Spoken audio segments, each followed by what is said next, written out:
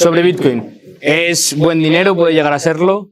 Bueno, yo creo que actualmente Bitcoin no actúa como dinero, salvo quizá en determinados círculos o circuitos muy pequeños y muy cerrados. Es decir, si alguien denomina su patrimonio en Bitcoin, si alguien efectúa intercambios mayoritariamente en Bitcoins, si alguien intenta transferir su valor o el valor de su patrimonio en el tiempo a través de Bitcoins, referenciándolo además a esa unidad de cuenta en la que denomina su patrimonio en Bitcoins, pues podríamos decir que esa persona dentro de ese círculo está utilizando Bitcoins como dinero. Pero en términos generales, creo que es evidente que no se emplea para ello, ni como medio de intercambio con el que minimizar los costes de transacción, aunque en algunos casos quizás sí, si se pretende, pues son transacciones de alto valor, que se quieran hacer a un coste pequeñito y sobre todo no dejar un rastro muy claro de las mismas, pues podría ser.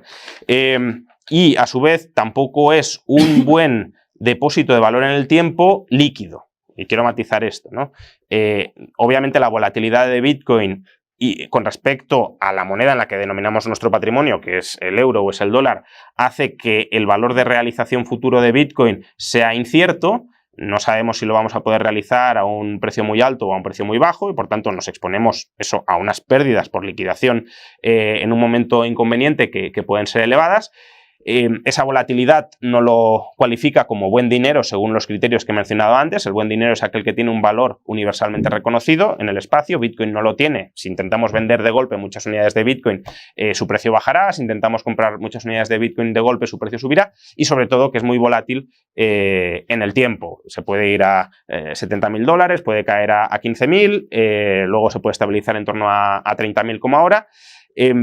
Pero eso no significa que no siendo Bitcoin hoy por hoy un activo que cumpla las características del buen dinero, que no sea un activo útil, puede ser un activo útil para transferir, especialmente útil para transferir valor en el tiempo, en la medida en que es un activo muy difícilmente confiscable y por tanto que permite cierta protección de tu patrimonio frente al Estado. Justamente antes estábamos mencionando el caso de Argentina. Pues claro, si uno no quiere ser estafado y atracado por el Estado a través de la manipulación monetaria, pues en Argentina puedes utilizar dólares y se utiliza mayoritariamente dólares. Pero claro, si el gobierno también impide, por ejemplo, el uso de dólares o busca restringirlo o establece controles cambiarios, pues entonces una alternativa puede ser o una moneda estable en términos de dólar, o puede ser también Bitcoin, que es un activo que no es el pasivo de nadie más, por tanto un activo real, que esto no lo he mencionado, Bitcoin es un activo real, no un activo financiero, porque nadie promete nada, y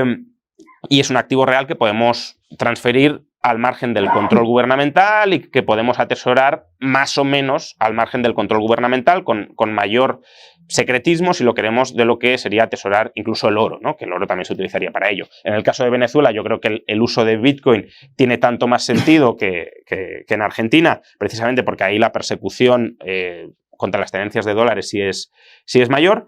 Entonces, en la medida en que te permite, pues te soluciona un problema económico, que es el de transferir parte de tu valor en el tiempo a un valor de realización incierto en el futuro, es verdad, pero en todo caso, transferir valor en el tiempo sin que te lo puedan expropiar impunemente por parte del Estado, creo que sí que es un activo valioso, y eso explica por qué el valor de Bitcoin ha pasado de prácticamente cero, un par de dólares, a los $30.000 actuales.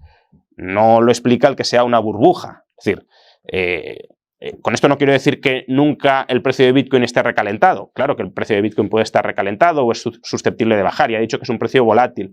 Pero atribuir el valor de Bitcoin, la capitalización de Bitcoin en el mercado a una burbuja pura es un error. Y supongo que de esto debatiremos luego. Bitcoin tiene el valor que tiene porque proporciona servicios útiles y porque se espera que puede proporcionar servicios útiles, más útiles o a mayor cantidad de gente en el futuro. Que esos servicios sean servicios que calificaríamos como servicios monetarios es, como digo, otro debate en el que pues, yo mismo me posiciono como escéptico de que hoy sea dinero y lo vaya a ser en el futuro. ¿Es una imposibilidad absoluta que sea Bitcoin dinero en el futuro? No, por lo que hemos expresado. Si las monedas fiat, las monedas estatales caían en un descrédito muy grande, ya hemos mencionado que ha habido periodos de la historia donde, incluso sin ningún tipo de organización estatal detrás que lo acogiera, el oro se utilizaba como dinero. Pues bueno, si hubiese una anarquía global gigantesca entre estados, pues quizá se podría llegar a utilizar Bitcoin como dinero, pero no creo que sea el escenario base, no creo que sea lo más previsible, lo cual no resta ni importancia ni utilidad al fenómeno de Bitcoin para resolver otra serie de problemas económicos que también son muy importantes y que tal vez se vuelvan más importantes en el futuro conforme la acumulación de deuda pública se incremente y, por tanto, conforme la necesidad de hacer frente al pago de esa deuda pública, ya sea impagándola mediante inflación o ya sea mediante subidas de impuestos, incluso de impuestos sobre la propiedad patrimonial, pues vaya en aumento. Voy a poner unos ejemplos que no sé si algunos habréis vivido de cerca más o menos, pero yo sí, porque vengo del mundo de la izquierda y siempre se ha intentado implementar monedas sociales. Monedas sociales son una especie de unidad de cuenta que se crea a veces a través de bancos del tiempo, normalmente por organizaciones sin ánimo de lucro, con la idea de dinamizar la actividad económica o dar ayuda a determinados colectivos sociales necesitados.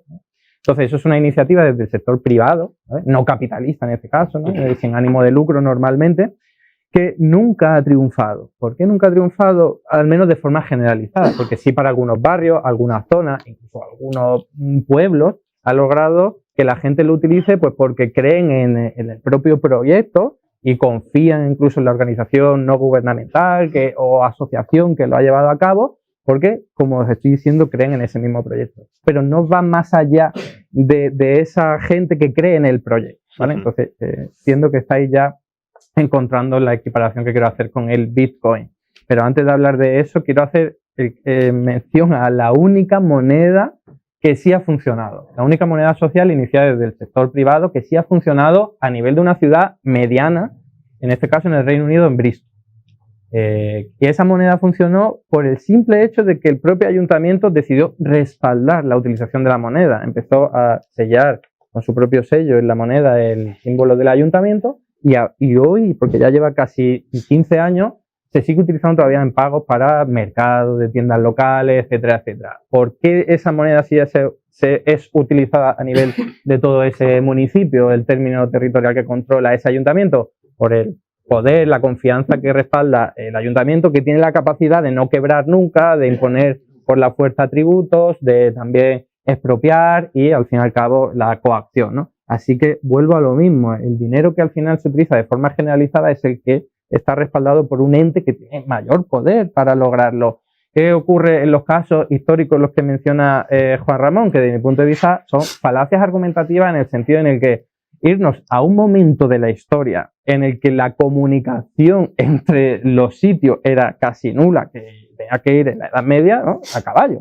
O sea, el mismo método de comunicación y de transporte que había en la época romana. Y de estados que no eran capaces de controlar su propio territorio, en parte por lo que estoy diciendo. O sea, ¿cómo demonios vas a lograr imponer por la fuerza la utilización de tu dinero si ni siquiera puedes llegar a los sitios de forma rápida? Pues eso es momentos muy particulares en los que no ha habido un estado imponiendo por la fuerza la utilización de su dinero y entonces la gente ha huido a activos reales. ¿Por qué digo yo que no es dinero? Porque al fin y al cabo no está cumpliendo las funciones que son encomendadas y sobre todo porque en todo caso yo lo llamaría más trueque, ¿no? Estás cambiando algo por otra cosa. Y eso ha pasado con la dictadura española, la peseta republicana dejó de utilizarse por cuando ya se vio que el Estado iba perdiendo la guerra. La Unión Soviética cuando cayó, pues la gente dejó de utilizar la moneda de la Unión Soviética y empezó a tirar del trueque, pero en el momento en que otro Estado aparece, o ya desde dentro o desde fuera, ya la moneda se acaba articulando, ¿no?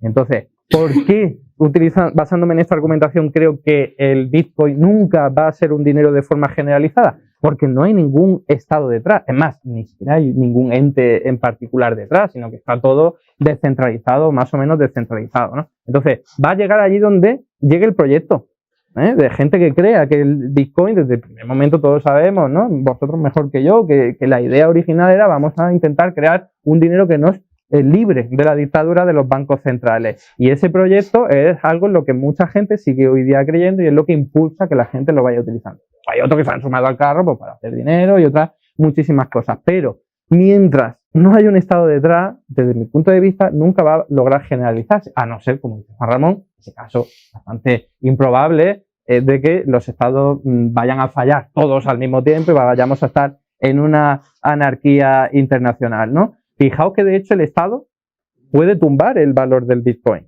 cuando quiera. cuando quiera. Me pongo en el caso más extremo para que entendáis mi razonamiento. Estados Unidos dice, ahora voy a perseguir hasta el último caso, hasta la última esquina, la utilización del Bitcoin, ¿no?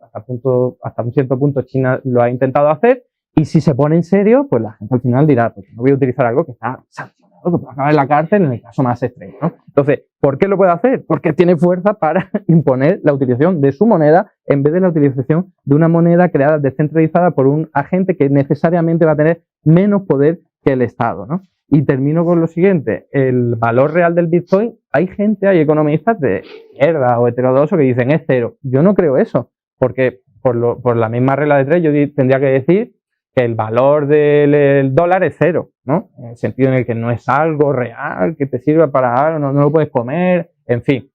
Pero tiene su valor en el sentido en el que haya gente, igual que el valor de dinero fiat, tiene valor porque la gente lo utiliza de forma generalizada, porque se lo han impuesto por la fuerza, por lo que sea, pero es útil, aunque en sí sea una abstracción y no tenga valor intrínseco. Con el Bitcoin pasa igual, o sea, no tiene valor intrínseco, todos estamos de acuerdo en ello, pero la confianza, la creencia, el respaldo de un proyecto, en este caso ideológico, por querer utilizar el Bitcoin y que eso sea la única unidad de cuenta que se vaya a emplear en las actividades económicas y sociales, etcétera, etcétera, eso es lo que le da apoyo. Entonces, ¿hasta dónde se le va a dar? En algunos momentos más, vemos crecer la valoración del Bitcoin cuando la gente está más motivada, cuando hay estados como el de Costa Rica, El Salvador. El de El Salvador, que lo respalda, o cuando hay grandes magnates que dicen, pues yo voy a utilizar el Bitcoin, entonces la gente se anima y cuando hay ya una caída, por lo que sea, la gente se desanima y, no sé, por ejemplo, yo antes veía pues caras muchísimo más jóvenes en el mundo del Bitcoin, de las criptomonedas, porque se habían lanzado ahí, y ahora no estoy viendo exactamente eso. Yo creo que hay etapas en el